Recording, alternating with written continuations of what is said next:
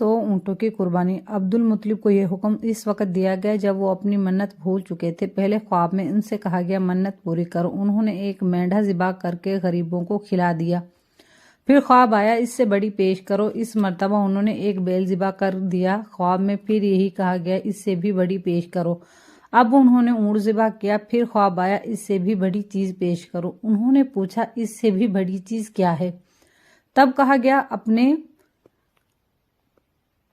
बेटों में से किसी को ज़िबा करो जैसा कि तुमने मन्नत मानी है। अब इन्हें अपनी मन्नत याद आई। अपने बेटों को जमा किया, इनसे मन्नत का जिक्र किया। सब के सर झुक गए। कौन खुद को ज़िबा करवाता? आखिर अब्दुल्ला बोले, अब्बा जान आप मुझे ज़िबा कर दें। ये सबसे छोटे थे, सबसे खूबसूरत थे, सबसे ज़्यादा मोहब्बत भी अब्दुल मुत्तलिब को इन्हीं से थी। लिहाजा उन्होंने कुरा अंदाजी करने का इरादा किया। तमाम बेटों के नाम लिखकर कुरा डाला गया। अब्दुल्ला का नाम निकला। अब उन्होंने छुरी ली, अब्दुल्ला को बाजू से पकड़ा और इन्हें ज़िबा करने के लिए नीचे लिटा दिया। जो ही बाप ने बेटे को लिटाया, अब्बास से जब्त न हो सका। फौरन आगे बढ़े और भाई को खींच लिया। इस वक्त ये खुद भी छोटे से थे। इधर बाप ने अब्दुल्ला को खींचा। इस खींचातानी में अब्दुल्ला के चेहरे पर खराशें भी आई।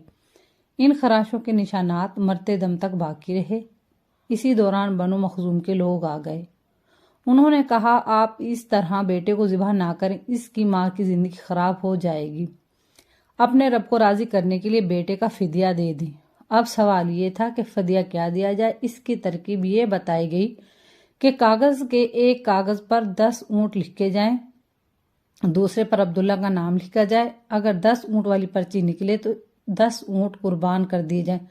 अगर अब्दुल्ला वाली पर्ची निकली तो 10 ऊँट का इजाफा कर दिया जाए। फिर 20 ऊँट वाली पर्ची और अब्दुल्ला वाली पर्ची डाली जाए। अब अगर 20 ऊँट वाली पर्ची निकले तो 20 ऊँट कुर्बान कर दिए जाएं, वरना 10 ऊँट और बढ़ा दी जाएं। इस तरह 10-10 करके ऊँट बढ़ाते जाएं। अब्दुल मुत्तलिब ने ऐसा ही किया। 10-10 ऊँट बढ़ाते चले गए। हर बार अब्दुल्ला का नाम निकलता चला गया, यहाँ तक कि ऊँटों की तादाद 100 तक पहुँच गई। तब कहीं जाकर ऊँटों वाली पर्ची निकली।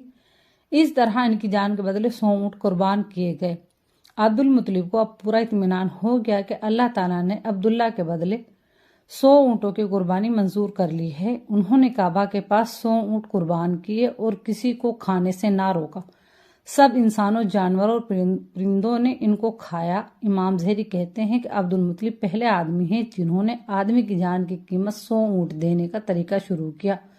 इससे पहले 10 ऊँट दिए जाते थे। इसके बाद ये तरीका सारे अरब में जारी हो गया। गोया कानून बन गया कि आदमी का फदिया 100 ऊँट है। नबी करीम सल्लल्लाहु अलैहि वसल्लम के सामने जब ये जिक्र आया तो आपने इस फदिये की तस्दीक फरमाई, यानी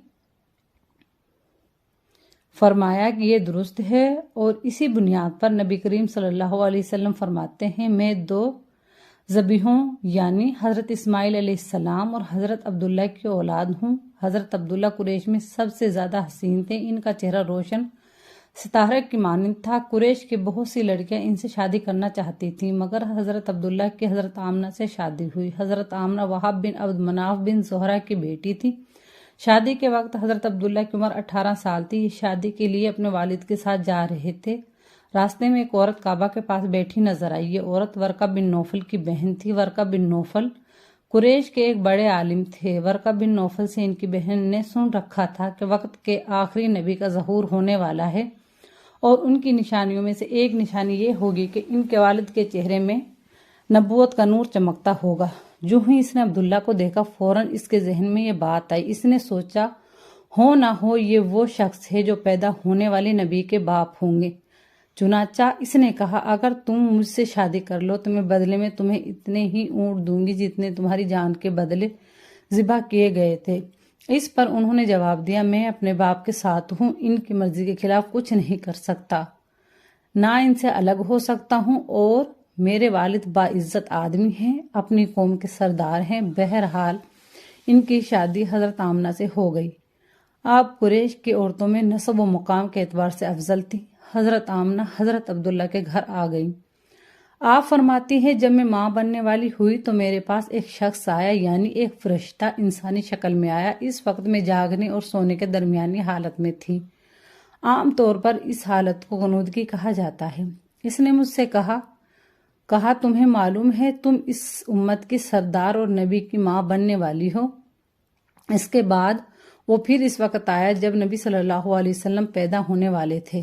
اس مرتبہ اس نے کہا جب تمہارے ہاں پیدائش ہو تو کہنا میں اس بچے کے لیے اللہ کی پناہ چاہتی ہوں، ہر حسد کرنے والے کی شر اور